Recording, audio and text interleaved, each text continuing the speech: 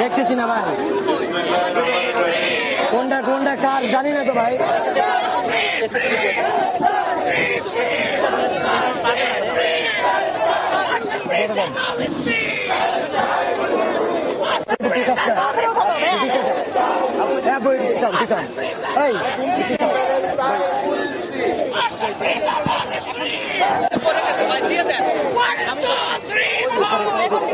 ওই যে নিচেটা নিচেটা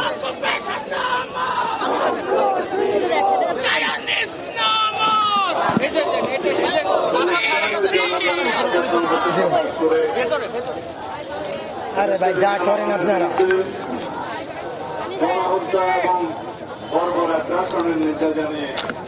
বাংলাদেশের ছাত্র সমাজের প্রগতিশীল অংশ আয়োজিত সারা বাংলাদেশের এই ছাত্র সমাবেশের ঢাকা বিশ্ববিদ্যালয়ের অংশের সংগ্রামী সভাপতি ছাত্র দলের সংগ্রামী সভাপতি প্রিয় বিএনপি ছাত্র বিষয়ক সম্পাদক জনাব রফিকুল ইসলাম বকুল, ছাত্র দলের সাধারণ সম্পাদক সহ সকল পর্যায়ের ছাত্র নেতৃবৃন্দ, উপস্থিত সমাবেশে যারা এই চৌধুরীর দুপুরে হাজির হয়েছেন, সকল ভাই বোন, গণমাধ্যমের কর্মী, সাংবাদিক বন্ধুগণ, আসসালামু আলাইকুম রহমতুল্লাহ। সারা পৃথিবীতে সবচাইতে নির্যাতিত, নিগৃহীত, নিপীড়িত, গণহত্যার শিকার প্রধানতম প্যালেস্টাইনিয়ানরা, ফিলিস্তিনিয়ান ভাই বোনেরা। প্রথম বিশ্বযুদ্ধ এবং দ্বিতীয় বিশ্বযুদ্ধ পরবর্তী ইঙ্গো মার্কিন ষড়যন্ত্রের মাধ্যমে ফিলিস্তিন রাষ্ট্রের মধ্যে আশ্রিত এই ইসরায়েলিরা, তারা আজকে যারা মূল অধিবাসী ফিলিস্তিনিদেরকে উচ্ছেদ করে আপন দেশে তাদেরকেই পরবাসী বানাচ্ছে। অথচ সারা বিশ্বের মুসলিম বিশ্ব, সারা বিশ্বের পরাশক্তি তারা আজকে নির্বিকার এই গণহত্যার বিরুদ্ধে তারা সোচ্চার নয়, এমনকি প্রত্যক্ষ এবং পরোক্ষভাবে এই গণহত্যার মদত যোগাচ্ছে ইঙ্গো মার্কিন বাহিনী। আমরা তার তীব্র নিন্দা এবং ক্ষোভ জানাই এবং সারা পৃথিবীতে মুসলিম বিশ্বের যারা মোড়ল তাদের প্রতি আহ্বান জানাই, আপনারা সারা পৃথিবীতে নির্যাতিত মুসলিমদের পক্ষে আপনাদের কণ্ঠ উচ্চকিত করবেন, আপনারা ব্যবস্থা নেবেন যাতে বিভিন্ন রকমের ষড়যন্ত্রের ফলে বিশ্বের পরাশক্তিরা যে ইসরায়েলের পক্ষে ভূমিকা রাখছে সেটা বন্ধ হয়। তাদেরকে অস্ত্র সরবরাহ যারা করছে তাদেরকে আপনারা বাধ্য করুন ইসরায়েলিদের হাতে যেন মারণাস্ত্র তুলে না দেয়। বিশ্বের সবচেয়ে নির্যাতিত এই এলাকায় যাতে আর কোনো গণহত্যা না হয়। আমরা অবিলম্বে ফিলিস্তিনে, গাজায়, রাফায় গণহত্যা বন্ধ চাই। সারা পৃথিবীর মানুষ জেগে উঠেছে। গতকালকে সারা পৃথিবীতে মানুষ প্রতিবাদ জানিয়েছে। নো আর নো স্কুল নামে যে প্রোগ্রাম করেছে সারা পৃথিবীতে, বাংলাদেশেও সেটা পালিত হয়েছে। আমরা সবাই অংশগ্রহণ করেছি।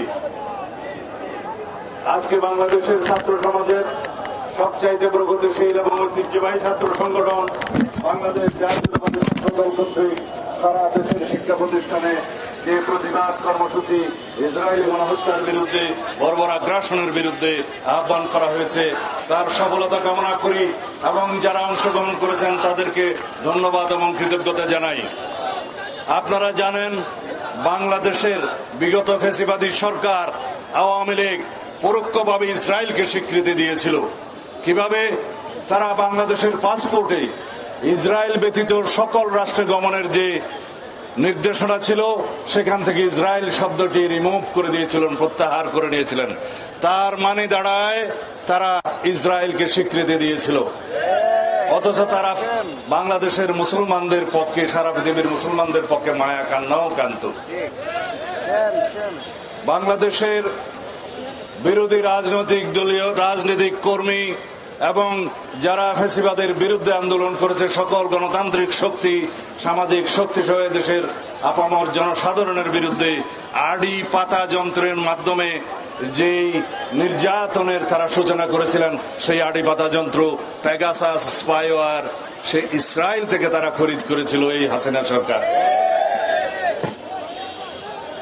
আজকে যেখানেই হাসিনা আশ্রয় নিন না কেন, বাংলাদেশের মানুষ সারা জীবন এই আওয়ামী ফেসিবাদী ইসলাম বিদ্বেষী এই আওয়ামী লীগের বিরুদ্ধে এই ধিক্কার জানিয়েই যাবে যে তারা মুসলিম বিদ্বেষী, ইসলাম বিদ্বেষী, আলেম বিদ্বেষী, সারা পৃথিবীতে ইসরায়েল পন্থীদের সমর্থক ছিল।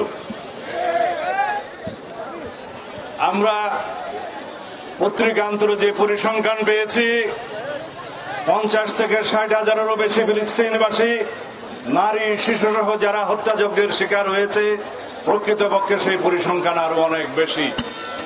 যারা অপুষ্টিতে ভুগে যে সমস্ত শিশুরা মৃত্যুর মুখোমুখি হচ্ছে, তাদেরকে হত্যাকাণ্ডের শিকার হিসেবে গণ্য করতে হবে। যে সমস্ত বৃদ্ধরা খাদ্যের অভাবে, বিভিন্ন চিকিৎসার অভাবে যারা মৃত্যুবরণ করছে, তারাও এই গণহত্যার শিকার। সেই হিসাবে লক্ষ লক্ষ ফিলিস্তিনি ভাই ও বোনেরা এই বর্বর আগ্রাসন এবং গণহত্যার শিকার হয়েছে। সারা পৃথিবীতে আজকে কণ্ঠ উচ্চারিত হচ্ছে ইসরায়েলের বিরুদ্ধে এবং ইঙ্গো মার্কিন ষড়যন্ত্রের বিরুদ্ধে, যে ইসরায়েলিকে যারা মদদ দিচ্ছে তাদেরকে সমস্ত মদদ বন্ধ করতে হবে এবং ইসরায়েলের সমস্ত পণ্য আমরা বর্জন করব।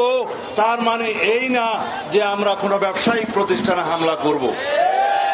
গতকালকে বাংলাদেশে কিছু স্থাপনায় হামলা হয়েছে, আমরা তার নিন্দা জানাই এবং এখানে আমরা বলতে চাই সরকারের ব্যর্থতা এখানে লক্ষণীয়, আইন শৃঙ্খলা বাহিনীর ব্যর্থতা এখানে লক্ষণীয়। তাদের উচিত ছিল আগের থেকে এখানে সতর্কতা অবলম্বন করা, তাহলে বাংলাদেশের নামে এই বদনামটা আমাদের নিতে হতো না। আমি আপনাদের সামনে আজকে এই মুহূর্তে বিএনপির পক্ষ থেকে একটি ঘোষণা দিতে চাই। আমরা ফিলিস্তিনি জনগণের পক্ষে এই গণহত্যার, ইসরায়েলি গণহত্যার প্রতিবাদে এবং বর্বর আগ্রাসনের প্রতিবাদে বাংলাদেশ জাতীয়তাবাদী দলের পক্ষ থেকে অতি শিগগির সারা বাংলাদেশে এবং কেন্দ্রীয়ভাবে আমরা একটি বৃহৎ কর্মসূচির ঘোষণা করব।